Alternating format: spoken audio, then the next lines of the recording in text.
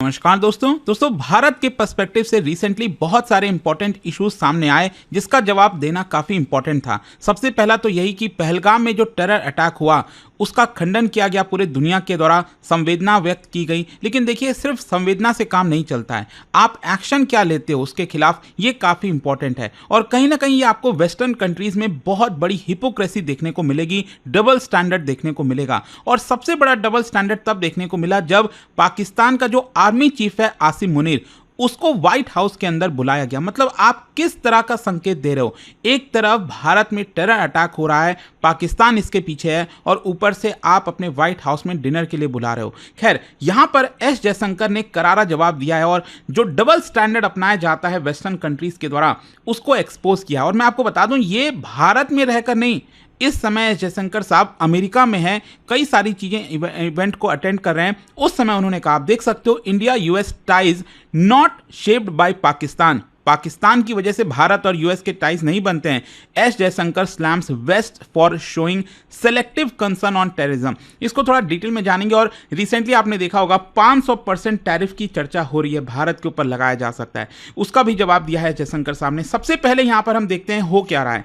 देखिए, क्या है ना कि अमेरिका में रिसेंटली यहां पर UN counter terror week New York में जो है वो अटेंड कर रहे थे एस जयशंकर साहब। फिर उसके बाद आपको पता है क्वाड की जो फॉरेन मिनिस्टर्स मीटिंग है वो भी हो रही थी। तो इसी के दौरान, क्वाड के मीटिंग के दौरान जो इंपॉर्टेंस है वो टेरिटोरियल इंटीग्रिटी पर दिया गया, सॉवरेनिटी पर दिया गया, इंटरनेशनल लॉ पर दिया गया। और जब क्वेश्चन पूछा गया एस जयशंकर साहब से regarding cease fire, terrorism, double standard, तो उन्होंने हाईलाइट किया भारत का जो लॉन्ग स्टैंडिंग हमेशा से स्टैंड रहा है टेररिज्म को लेकर, वो हमने क्लियर कट कर दिया है। अच्छा, एस जयशंकर साहब अभी क्यों बोल रहे हैं? सबसे इंपॉर्टेंट तो यही है कि जो पहलगाम में टेरर अटैक हुआ, इसके लिए जरूरी हो जाता है कि भारत किस तरह से पाकिस्तान को एक्सपोज कराए अलग अलग फोरम में। और यहां पर भारत का जो लॉन्ग स्टैंडिंग कंसर्न है कि एक यूनिफाइड अप्रोच होना चाहिए ग्लोबली टेररिज्म को लेकर, वो हम चाहते हैं, जो कि वेस्टर्न कंट्रीज इस समय नहीं कर पा रहे हैं। खैर, यहां पर एस जयशंकर साहब ने क्या बोला है, सबसे पहले उनके स्टेटमेंट्स को मैं आपको बताता हूं। देखिए, यहां पर उनका कहना है कि there can be no compromise with terrorism. मतलब यूनाइटेड नेशन में जो टेररिज्म वीक को लेकर चर्चा चल रही थी, उसमें यहां पर कहा कि हमें कभी भी टेररिज्म जहां पर भी पनाह दी जाती है ना, जिस भी टेरर एक्टिविटीज को पनाह दी जाती है, उन देशों को सपोर्ट नहीं करना चाहिए। जो भी यहां पर रिसोर्स प्रोवाइड करता है, जो भी कंट्री रिसोर्स प्रोवाइड करता है आतंकवादियों को, उसे हमें सपोर्ट नहीं करना चाहिए, बिल्कुल भी टॉलरेट नहीं करना चाहिए और उसके खिलाफ एक्शन लेना चाहिए। तो बेसिकली यहां पर एस जयशंकर साहब पाकिस्तान को टारगेट कर रहे थे कि किस तरह से उसकी पूरी फॉरेन पॉलिसी ही टेररिज्म के इर्द गिर्द चल रही होती है, तो हमें उसको टॉलरेट नहीं करना चाहिए in the name of Jio politics. क्योंकि अमेरिका अक्सर यही करता है ना कि देखो, हाँ, हमारा स्ट्रैटेजिक टाइज है इसके साथ, पाकिस्तान के साथ, तो हम बहुत ज़्यादा कड़ा एक्शन नहीं ले सकते। तो ये जो जियो पॉलिटिक्स के नाम पर आप टेररिज्म को हल्के में ले लेते हो, ऐसा मत करो, ये उनके द्वारा सबसे पहले बोला गया। फिर क्वाड की जो फॉरेन मिनिस्टर्स मीट हो रही थी, उसके अंदर यहां पर वेस्ट कंट्रीज के द्वारा जो डबल स्टैंडर्ड है, सेलेक्टिव एक प्रकार से चीजें की जाती हैं, उसको एक्सपोज किया है। उन्होंने कहा the West can not afford to be selective. मतलब जब टेररिज्म आपको अफेक्ट करता है तो ये ग्लोबल कॉज बन जाता है। सोचिए, मतलब जब 9/11 होता है तो ये ग्लोबल कॉज हो जाता है कि पूरी दुनिया मिलकर लड़ो टेररिज्म के खिलाफ। लेकिन वही टेररिज्म जब भारत के ऊपर प्रहार करता है तो आप कहते हैं नहीं, अभी थोड़ा सा रिस्ट्रेन करो। तो ये चीजें नहीं होनी चाहिए। तो एक प्रकार से उन्होंने जो वेस्टर्न हिपोक्रेसी है ना, यूएस जैसे देशों का, यूरोपियन पावर्स का, उसको कंडेम किया है और यहां पर हिटबैक किया है कि किस तरह से चुप रहने से, जैसे पहलगाम का जो टेरर अटैक था, आपने इसके ऊपर एक्शन नहीं लिया। जैशे मोहम्मद, एलईटी, हिजबुल मुजाहिदीन, ये सब इसके पीछे शामिल थे, आपने एक्शन नहीं लिया, उल्टा यहां पर आप आसिम मुनीर को व्हाइट हाउस में बुला रहे हो। उसको एक प्रकार से स्लैम किया है एस जयशंकर साहब ने। फिर दूसरा उन्होंने एग्जाम्पल भी दिया ओसामा बिन लादेन का, और फिर से यही कहा, ask yourself why did Osama bin Laden feel safe in Abbottabad. Osama bin Laden किसी और भी तो देश जा सकता था, वो पाकिस्तान के अबोटाबाद, और वो भी पाकिस्तान आर्मी का जो बेस है उसके जस्ट नजदीक में कुछ ही मीटर दूर जो है वो रह रहा था। मतलब आखिरकार ऐसा कैसे हो सकता है? तो ये आप क्वेश्चन अपने आप से पूछो कि ओसामा बिन लादेन पाकिस्तान में ही क्यों सेफ फील कर रहा था? वो कहीं और भी कर सकता था, क्योंकि पाकिस्तान की जो आर्मी है, मिलिट्री है, वो एक प्रकार से कंप्लीटली टेररिज्म को अपना फॉरेन पॉलिसी मानती है, उसको सपोर्ट करती है, एंड दैट इज वाई आपको ये सिचुएशन देखने को मिलेगी। तो ये एक प्रकार से एग्जाम्पल दे दिया गया। फिर यहां पर टेररिज्म को लेकर भी कहा गया कि देखिए, अगर आप आज चुप रहोगे तो कल आपको भी ये हॉन्ट करेगा। मतलब उन्होंने बेसिकली यूरोपियन कंट्रीज को इशारा करते हुए बोला कि आज जो हमारे नेबरहुड में हो रहा है ना, ये सिर्फ भारत का प्रॉब्लम नहीं है। If you don't act now, these groups will eventually come back to haunt your societies. तो एक बहुत बड़ी चेतावनी है। तो एक प्रकार से वो इशारा कर रहे थे कि कह रहे थे देखिए, 9/11 के पहले आप चुप थे, अफगान सोवियत वॉर में आप टेरर नेटवर्क्स को टॉलरेट कर रहे थे, उस समय भी भारत कहता था कि यहां पर प्रॉब्लम है, आप इसके ऊपर एक्शन लीजिए। लेकिन जब 9/11 हुआ तब ये ग्लोबल कॉज बन गया और तब जाकर आपने एक्शन लिया। तो आप उस चीज को रिपीट मत करो। ये एस जयशंकर साहब ने क्रिस्टल क्लियर कर दिया है। तो देखिए, एस जयशंकर साहब ने जो बोला है ना, उसके पीछे का ऑब्जेक्टिव क्या है वो पहले आपको थोड़ा समझना पड़ेगा। बेसिकली वो वेस्टर्न कंट्रीज के ऊपर प्रेशर डालना चाहते हैं। भारत चाहता है कि US, UK, European union, quad members ये ऑफिशियली उन ग्रुप्स को ब्लैकलिस्ट करें, सैंक्शंस लगाएं उन देशों के ऊपर जो टेररिज्म को सपोर्ट करते हैं। फिर दूसरा, यहां पर पाकिस्तान का जो रोल है उसको भी एक्सपोज किया गया, और साथ ही साथ हम चाहते हैं कि एक जीरो टॉलरेंस की जो पॉलिसी है वो एक कोलिशन के माध्यम से बनाया जाए। मतलब एक कोलिशन हो ग्लोबल एंटी टेरर का, और वो जीरो टॉलरेंस पॉलिसी बनाया जाए कि इससे हम कोई भी समझौता नहीं कर सकते। मतलब आप जियो पॉलिटिक्स के नाम पे कि हमारा स्ट्रैटेजिक इंटरेस्ट है, वैसा है, ऐसा है, मतलब जब टेररिज्म का मामला आएगा ना तो आप उस पर जीरो टॉलरेंस अपनाएं, कोई बाकी आपको जो करना है करो, ठीक है। तो ये कहीं ना कहीं ऑब्जेक्टिव है एस जयशंकर साहब के स्पीच में। दूसरा, यहां पर देखो ग्लोबल रिएक्शन क्या है। अगेन वही चीज आपको देखने को मिलेगी। जो यूएस की स्टेट डिपार्टमेंट है, उन्होंने कहा कि हाँ, भारत का ये जो कंसर्न है जायज है, हम उसको एक्नॉलेज करते हैं। लेकिन अगेन उन्होंने पाकिस्तान का फिर डायरेक्टली नाम नहीं लिया और कहा कि हाँ, हम यहाँ पर कॉपरेट करेंगे काउंटर टेररिज्म को लेकर। जापान, ऑस्ट्रेलिया अगर आप देखोगे, उन्होंने भी सपोर्ट किया कि रूल बेस्ड इंटरनेशनल ऑर्डर होना चाहिए। लेकिन अगेन भारत का जो कॉल था टू नेम पाकिस्तान, वो नहीं किया गया। इसके अलावा यूरोप अगर आप देखोगे तो ऑफिशियल रिस्पॉन्स में वो बहुत ज्यादा स्ट्रांग नहीं लगे, लेकिन प्राइवेटली ऐसा बताया जा रहा है कि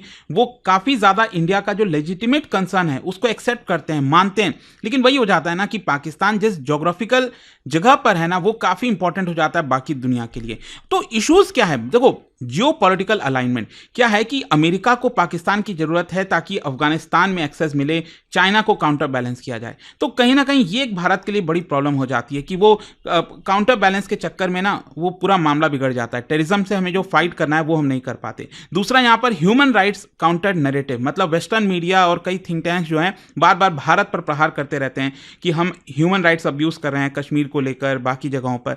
तो जब भी भारत इससे रिलेटेड वॉइस उठाता है तो बार बार वो नॉइस चलने लगती है कि आप ये ऐसा करते हो, वैसा करते हो। फिर पाकिस्तान एक प्रकार से अपने आप को विक्टिम दिखाने लगता है। जब भी हम एक्सपोज करते हैं पाकिस्तान को, पाकिस्तान कहता है कि देखिए हमारे यहाँ तो डेली ब्लास्ट होते रहते हैं, इतने लोग मारे जाते हैं। तो वो उसका कारण कौन है? ये समझना पड़ेगा कि उसका कारण खुद पाकिस्तान है। आपने टेररिज्म को पाला है, आतंकवादियों को पाला है, ये सोचकर कि वो भारत पर प्रहार करेंगे, लेकिन अल्टीमेटली आज के डेट में वही आपको प्रॉब्लम क्रिएट कर रहे हैं।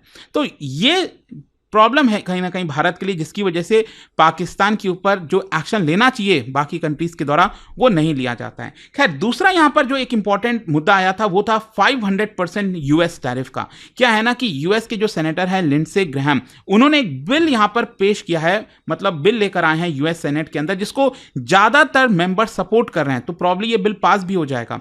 तो बोला यह जा रहा है कि जो भी कंट्री रशिया के साथ ट्रेड करता है, ऑयल, गैस, कोल, यूरेनियम, जिस चीज में, तो उन देशों के ऊपर अमेरिका 500% का टैरिफ लगाएगा। और इस एक्ट का नाम होगा denying investment in Russia and enabling sanctions act. और यहां पर बेसिकली दो देशों को टारगेट किया जा रहा है, भारत और चाइना को। क्योंकि भारत, आप सब जानते हैं कि पहले रशिया से उतना ऑयल नहीं खरीदता था, लेकिन जब हमें डिस्काउंट मिलने लग गया अच्छा खासा रशिया यूक्रेन युद्ध के बाद, तो हम खरीदने लगे। तो देखो, हमारे लिए स्ट्रैटेजिक ऑटोनॉमी क्या है कि हम एनर्जी सिक्योरिटी में काफी थोड़ा सा पीछे रह जाते हैं और वो हमें दूसरे देशों के ऊपर डिपेंडेंट होना पड़ता है। और रशिया हमें अच्छा खासा $10 से $12 पर बैरल का डिस्काउंट देता है, तो क्यों ना हम उसे खरीदेंगे। पहले हम 1% भी ऑयल रशिया से नहीं मंगाते थे, आज के डेट में 30-40% क्रूड ऑयल हम रशिया से मंगाते हैं। तो ये ट्रेड होता रहता है, लेकिन हम ऐसा नहीं है कि वो ट्रेड हम यूएस डॉलर में कर रहे हैं, अलग अलग करेंसीज, रुपी, यूएई दिरहम, रशियन रूबल्स, उन सब में हम कर रहे हैं ताकि यहाँ पर चीज़ों को बैलेंस किया जा सके। तो ये सवाल पूछा गया है जयशंकर साहब से कि ये जो 500% टैरिफ की धमकी दी गई है भारत के ऊपर, अगर आप रशिया से ट्रेड करोगे तो भारत पर इतना टैरिफ लगाया जाएगा।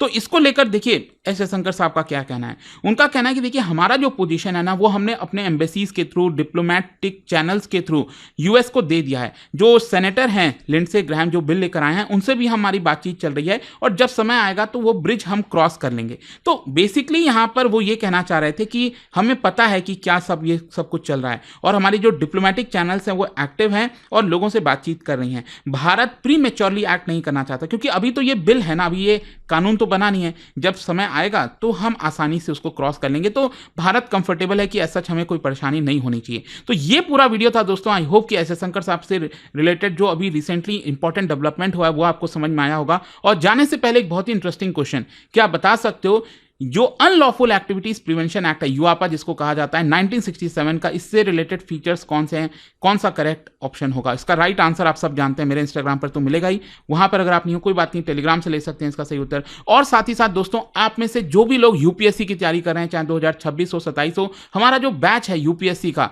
वो आप अवेल कर सकते हैं अलग अलग लैंग्वेजेस में। सबसे खास बात यह है कि इसमें प्रीलिम्स, मेंस, इंटरव्यू सब कुछ की तैयारी कराई जाती है।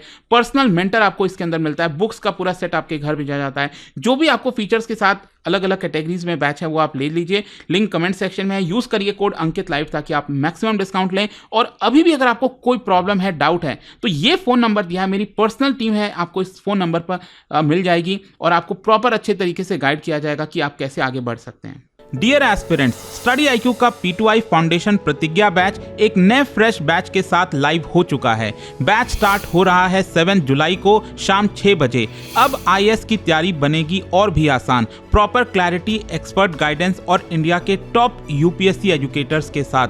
यह बैच उन सबके लिए है जो UPSC 2026 लिखने वाले हैं और जिन्होंने अभी तक शुरुआत नहीं की है या अभी भी कंफ्यूज्ड हैं डायरेक्शंस को लेकर। 1000+ आवर्स की live classes full structured road map के साथ, 1-on-1 पर्सनल मेंटरशिप, हर स्टूडेंट को मिलेगा personalised guidance, hand written notes, smart और क्विक रिवीजन के लिए, PRP MRP residential programmes, prelims और मेंस के कंप्लीट सपोर्ट के लिए। और यह सबके साथ मिलता है कमिटमेंट का फुल रिटर्न। प्रीलिम्स क्लियर करो, फुल रिफंड पाओ, हर मंथ के टॉपर्स को 11,000 रुपीज तक के कैश रिवॉर्ड्स। लेकिन दोस्तों, बैच स्टार्ट होने में अब सिर्फ कुछ ही दिन बचे हैं, तो डिसीजन अभी लेना जरूरी है। अभी डाउनलोड करो स्टडी IQ ऐप या विजिट करो वेबसाइट, सर्च करो P2I फाउंडेशन प्रतिज्ञा बैच, सेलेक्ट करो टारगेट ईयर 2026, क्लिक करो बाय नाउ और अप्लाई करो code Ankit live ANKITLIVE for maximum discount. अभी भी अगर आपको कोई डाउट है तो मेरी पर्सनल टीम को कांटेक्ट कर सकते हैं ऑन दिस नंबर 092400232293। यह सिर्फ एक कोर्स नहीं, यह है आपके IAS ड्रीम का असली launch pad. Start your UPSC journey strong, smart and unstoppable.